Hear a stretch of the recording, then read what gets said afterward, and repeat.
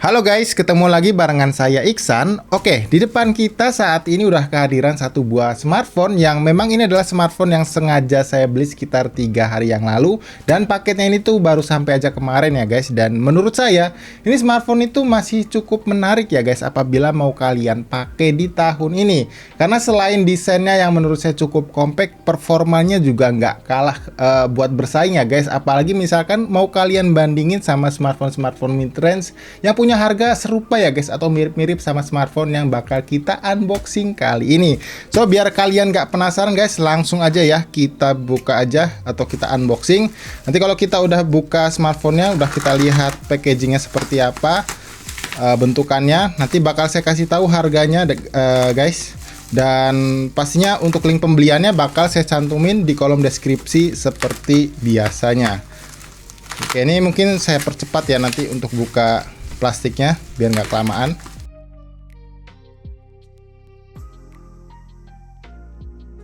Oke, ternyata emang bungkusnya cukup tebal ya guys ya. Dan sekarang harusnya kita bisa lihat ini adalah Samsung S10 guys, smartphone mantan flagship dari Samsung yang rilis sekitar tahun 2019 ya, di bulan Maret kalau nggak salah. Jadi udah sekitar 3 tahun ya kalau kita mau hitung sampai saat ini kita buat video unboxingnya. Oke, kalau kita lihat ini bungkusnya atau packaging boxnya kayak gini ya guys ya, dan sepertinya ini OM tapi nggak tahu nih nanti kalau misalkan kita cek apakah memang tembus sama IMEI-nya. Kita lihat ya, cuman ya lumayan ya untuk packaging boxnya ini kayak bagus aja gitu guys, jadi masih kokoh lah ya. Oke, sekarang kita buka aja ya. Di dalam paket pembeliannya kita dapetin apa aja. Oke, yang pertama kita dapetin satu kotak lagi, dan ini kita lihat di sini. Oke, nah ini masih ada quick start guide-nya juga ya guys ya. Kalian bisa lihat ini kelihatannya masih bagus ya untuk quick start guide-nya. Nggak tahu ini apakah memang OM semua atau bagaimana ya. Dan ini kita dapetin satu buah screen protector guys. Jadi sellernya baik banget ya, ngasih kita satu buah screen protector juga. Dan ini dia smartphone-nya, tapi kita singkirin dulu ya. Biar rahasia guys, ini warnanya apa. Dan kemudian di dalamnya kita dapetin aksesoris kayak kepala charger, yang jelas ini OM ataupun KW ya, sebenarnya sama aja. Cuman ya banyak yang bilang kalau OM itu adalah produk third party yang bisa dibilang resmi dan bagus kualitasnya, tapi kalau KW itu grade-nya nggak tahu deh gimana. Cuman ya menurut saya buat kalian yang mungkin belum pernah punya kepala charger ini masih cukup layak, harusnya sih dipakai, tapi ya dengan keadaan terpaksa ya guys. Cuman kalau misalkan kalian bisa, kalau boleh saran gitu guys, kalian beli aja dulu aksesoris kayak gini. Itu misalkan kalian mau coba-coba smartphone mantan flagship kayak gini, karena biar lebih aman lagi guys untuk smartphone-nya.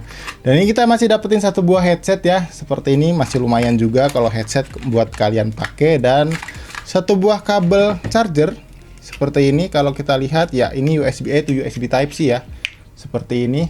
Sorry. Nah, jadi udah Type-C juga. Jadi itu aja yang kita dapetin dari paket pembeliannya guys. Dan sekarang kita singkirin aja. Ini nggak tahu ya SIM tray ejectornya kemana, nggak ada guys. Oke, ini kita bersihin dulu mejanya. Ya, jadi guys ini dia smartphone-nya, dan untuk warnanya sendiri ini yang saya ambil adalah varian warna putihnya guys. Kalian bisa lihat ya.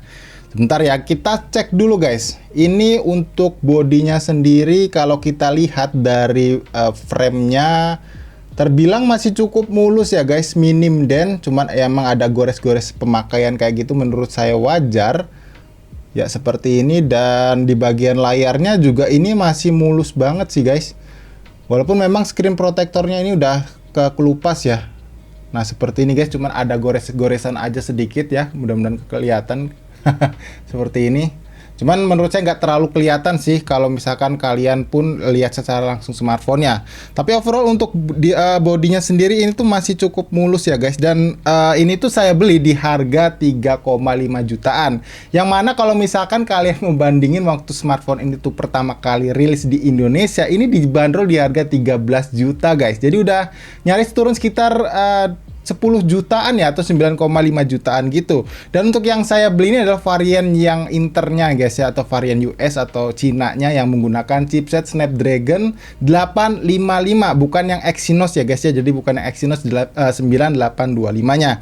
Oke, kalau kita lihat guys nih, kalau misalkan kalian belum tahu ya, di bagian atas ini ada satu buah mikrofon dan juga ada satu buah SIM tray ejector. Cuman tadi saya cari nggak ada SIM tray ejectornya, nanti kita buka. Dan di sampingnya ini ada satu buah tombol power ya, seharusnya di sini. Dan di bagian bawahnya ini ada satu buah grill speaker, port USB Type-C, mikrofon lagi, dan juga port jack audio 3,5 mm. Dan selanjutnya di sebelah kiri ini ada satu buah volume rocker dan juga satu buah, wow, ini ada dua ya. Saya kurang tahu nih guys, ini apa tombol shutter kamera atau gimana ya, karena ada dua. Yang satu di bagian sini dan ada di bagian sini. Ini nggak tahu mana yang tombol power, mana yang bukan ya guys ya, karena saya belum pernah pegang HP ini. Dan di bagian depan ini ada satu buah grill speaker juga guys, di bagian earpiece-nya. Nanti kita coba cek ya kalau kita udah nyalain smartphone-nya, ini tuh kedua tombol itu untuk apa guys. Dan selanjutnya di bagian belakang ini ada 3 buah lensa kamera, yang mana lensa kamera utamanya ini berjenis wide ya guys, yang punya resolusi 12 megapiksel.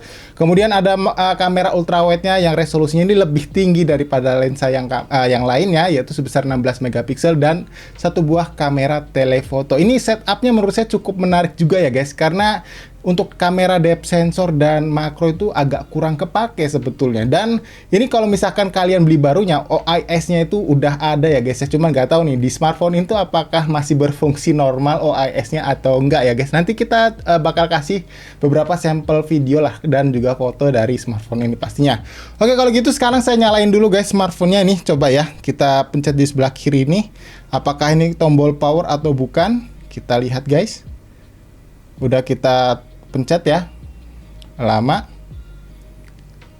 ternyata nggak nyala guys. Dan kita coba pencet lagi di sebelah sini. Oh, ternyata tombol powernya itu yang sebelah sini guys ya, jadi bukan yang sebelah kiri ini. Dan kita tunggu aja nyala smartphone-nya, dan saya bakal setting-setting juga install beberapa aplikasi buat ngecek smartphone-nya ini guys. Oke, jadi guys ini dia tampilan layar awal smartphone-nya, dan saya juga udah install beberapa aplikasi buat ngecek nanti detail smartphone-nya kayak gimana, dan udah setting-setting HP-nya pastinya guys. Yang kalau kalian lihat di sini untuk tampilan wallpaper-nya ini udah saya rubah ya.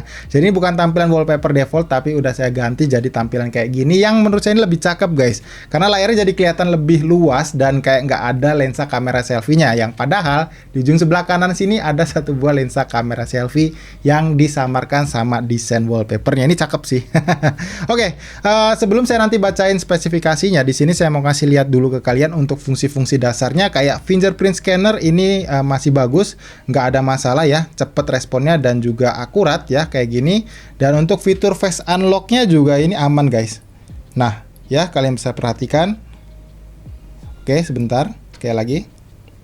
Oke, masih aman ya guys ya, dia nggak ada masalah. Dan untuk kualitas speakernya juga ini masih terjaga bagus ya. Bisa dibilang unit yang saya pegang sejauh ini tuh masih bisa dibilang unit terbaik lah yang dikasih seller buat saya guys. Padahal ya saya juga nggak bilang kalau saya ini bakal pakai buat konten ya, karena ya nggak pakai nama saya juga gitu guys. Tapi ya bagusnya ya kita dapetin unit yang bagus kayak gini. Oke, yang berikutnya di sini mau kasih lihat ke kalian untuk softwarenya sendiri ya. Ini kita yang paling update dapetin software di One UI versi 3.1 dan Androidnya basis Android 11. Kalau misalkan kita hitung ya guys, ini udah mendapatkan 2 kali update, karena yang di awal dia rilis ini pakai Androidnya adalah Android 9 atau Android Pie, dan One UI-nya saya kurang tahu versi berapa.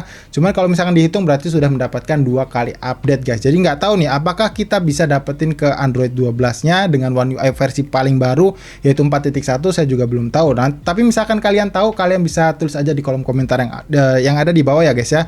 Karena barusan saya coba cek-cek lewat software update di sini itu nggak bisa guys ya. Di sini ketulisnya security patch update terakhir itu ada di 1 Oktober 2021. Sebentar ya, kita lihat dulu. Nah, kayak gini guys. Jadi udah nggak ada update software lagi ya, karena udah saya bolak-balik cek, jadi kita nggak dapetin update software lagi. Atau mungkin delay kali ya guys ya, karena di Samsung Galaxy Note 10 Plus yang saya review sebelumnya, itu masih dapet guys di Android 12 dengan basis One UI 4.1-nya. Oke, kalau gitu di sini saya mau bacain dulu ya guys, sedikit spesifikasi soal smartphone ini, yang bisa kalian lihat seperti biasa di sebelah kiri layar kalian saat ini. Oke, untuk yang pertama, layar dari smartphone ini tuh sudah dibekali panel layar Dynamic AMOLED dengan luas layar 6,1 inci dan screen rasio layarnya ini adalah 19:9 dengan resolusinya itu adalah WQHD+, guys. Dan smartphone ini juga sudah support dengan tampilan HDR10+ yang mana biasanya gambar atau warna yang dihasilkan itu lebih bagus daripada layar AMOLED yang biasa. Untuk perlindungannya sendiri ini sudah dilindungi dengan perlindungan kaca dari Corning Gorilla Glass versi 6 yang mana lebih kuat ketimbang yang versi 5-nya. Selanjutnya kalau soal software tadi atau bisa dibilang barusan saya udah kasih lihat ke kalian, ini basis Androidnya 11 dengan One UI-nya versi paling baru yaitu 3.1, jadi bukan yang 4.1. Selanjutnya kalau soal performa ini sudah dibekali satu buah chipset dari Qualcomm Snapdragon, walaupun sebenarnya untuk yang resmi di Indonesia adalah yang Exynos, tapi ini yang saya beli adalah yang versi Snapdragon-nya guys ya, yaitu Snapdragon 855 dengan arsitektur 7 nanometer dan mendapat dukungan kartu grafis dari Adreno 640. Kemudian soal kamera, nah di belakangnya ini tadi saya udah sebutin juga ya di awal video, kalau punya setup triple kamera yaitu kamera wide atau kamera utama resolusinya 12 megapiksel, kemudian ultra wide-nya 16 megapiksel dan satu buah kamera telefoto sebesar 12 megapiksel juga ya untuk resolusi kameranya. Kemudian satu buah lensa kamera selfie di bagian sini guys yang beresolusi 10 megapiksel aja. Dan saya tadi juga udah coba ya beberapa kali jepret foto dan hasilnya ya menurut saya masih bagus guys dan berfungsi sangat-sangat normal. Nanti bakal saya kasih hasilnya seperti biasa di akhir videonya ya guys. Jadi buat kalian yang penasaran, pastiin kalian nonton video ini sampai akhir ya supaya kalian bisa lihat hasil sampel videonya. Oke, yang berikutnya di sini karena saya tadi udah install beberapa aplikasi ya guys, kayak AnTuTu Benchmark, Sensor Box dan juga PUBG Mobile, nanti buat kita ngetes giroskopnya nih apakah normal atau enggak. Karena memang saya juga belum coba guys, nanti kita lihat bareng-bareng. Dan yang pertama di sini saya mau kasih lihat dulu untuk skor AnTuTu Benchmark ya. Ini yang paling baru ya AnTuTu Benchmarknya atau versi 9 ini sebesar 521.000. Yang mana dengan skor segini itu terbilang powerful ya guys ya. Kalau misalkan apalagi dibandingkan dengan smartphone di harga 4 jutaan ya bahkan ya. Karena smartphone itu saya beli, lagi-lagi saya ingetin kalian, hanya sebesar 3,5 juta aja. Kemudian untuk sensornya sendiri ini tuh lengkap dan saya tadi juga udah coba-coba, ini masih berfungsi dengan normal. Kayak sensor accelerometer ya kalian bisa lihat sendiri ya, seperti ini masih berfungsi normal. Kemudian untuk sensor cahayanya seperti ini, kalian bisa lihat ya. Kalau kita tutup dia redup, kalau kita giniin dia naik guys. Jadi sensor cahayanya masih berfungsi dengan baik. Kemudian untuk sensor giroskopnya, sensor giroskopnya juga ini berjalan normal ya, seharusnya seperti ini. Dan kalau dilihat di sini tuh dia itu hardware guys, jadi nggak ketulis virtual. Kemudian untuk sensor orientasinya juga ini berfungsi cukup baik juga guys. Nah ini yang berfungsi buat kalian yang suka tracking game maps, ini biasanya bagus ya. Jadi kalian tahu arahnya mau kemana. Dan selanjutnya di sini saya bakal coba untuk mainin game PUBG Mobile sebentar aja buat ngeliat gimana respon dari giroskopnya, apakah delay atau ya bagus gitu ya. Harusnya sih bagus guys kalau misalkan emang giroskopnya ini hardware. Kalau enggak ya berarti mungkin udah pernah diganti ya buat hardware gironya. Ya, sekarang saya udah masuk ke dalam lobby game PUBG Mobile-nya, kayak kalian bisa lihat sekarang. Dan untuk settingan grafisnya guys, yang bisa kita dapat itu bisa mentok di Ultra HD guys. Bayangin ya, smartphone 3 tahun lalu yang kalian bisa beli sekarang itu 3,5 jutaan, bisa dapetin grafis yang tinggi banget ya. HDR Extreme juga bahkan udah ter-unlock di smartphone ini. Tapi nanti saya bakal coba di Smooth Extreme aja ya guys, karena cuma sebentar aja buat ngeliatin ke kalian gimana sensitivitas dari giroskopnya ini. Oke, sekarang kita udah masuk ke dalam match-nya guys, dan di sini saya setting dulu ya. Kita bisukan aja suaranya biar nggak berisik. Kemudian kita setting giroskopnya. Ya, kita udah always on-in dan kalian bisa lihat. Nah, giroskopnya lengket banget guys, lancar ya. Jadi nggak masalah nih. Bener-bener banget. Ini kalau misalkan kasih backshot Locotre ini bener ini guys. Oke, kita coba main ya. Ini settingannya di Smooth Extreme. Dan tampilan grafisnya ini benar-benar luar biasa bagus ya guys. Nih untuk speakernya saya coba setting maksimal seperti ini ya guys ya, biar nggak kekencengan juga. Kalian bisa lihat sendiri atau dengar sendiri bagaimana kualitasnya. Yang mana menurut saya ini masih bagus banget guys.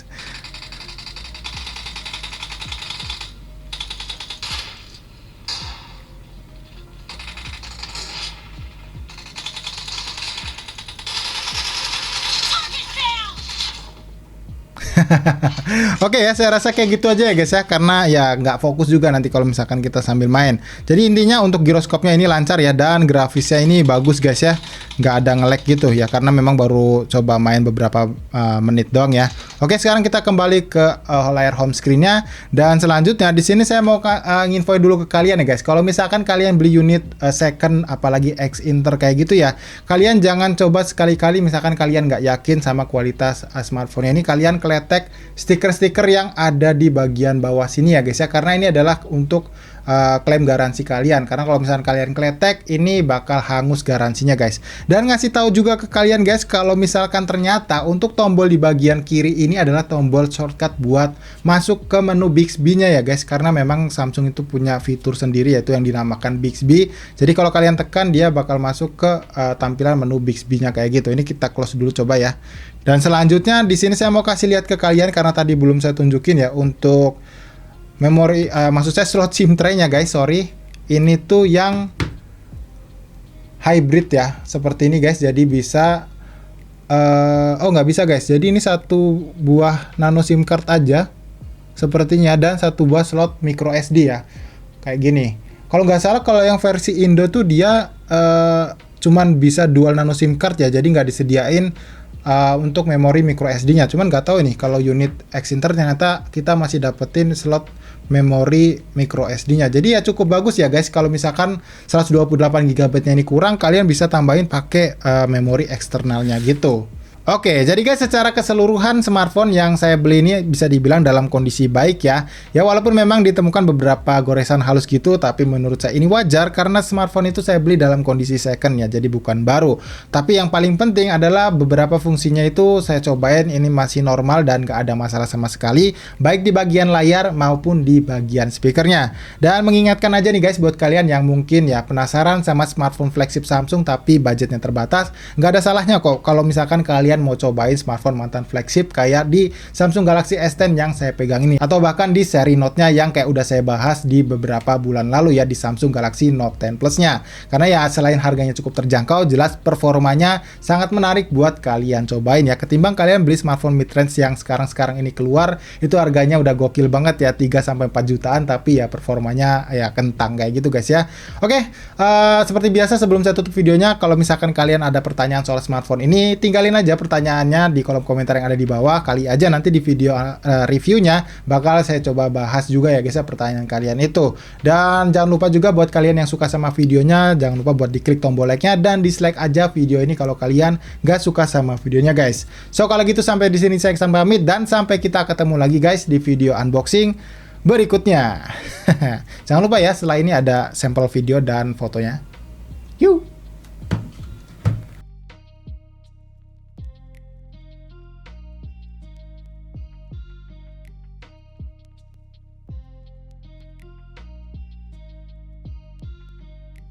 Oke, ini adalah hasil perekaman video dari Samsung Galaxy S10 nya guys, dan seperti ini ya.